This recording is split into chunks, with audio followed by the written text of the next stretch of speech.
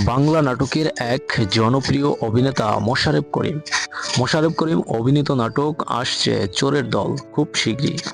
এই চোরের দল শিরোনামের নাটকে রয়েছে একাধিক অভিনয় শিল্পী। দেখা যাবে অভিনেতা সাদ্দাম মাল, সাগর, আলমেস, এছাড়া আরও অনেকে এই চোরের দলে অভিনয় করবেন। চোরের দল নাটকটি খুবই হাসির এবং মজার। নাটকটি দেখে দর্শক মজা পাবেন আশা করা যায়। মোশাররফ করিম এমনিতেই তো গুণী অভিনয় শিল্পী, তার নিখুঁত অভিনয় দিয়ে দর্শকদেরকে হাসিয়ে তোলেন।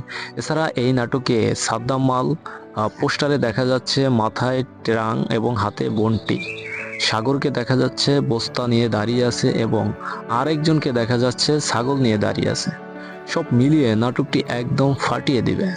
নাটকটি আসছে 29শে এপ্রিল এনটিভি ইউটিউব চ্যানেলে।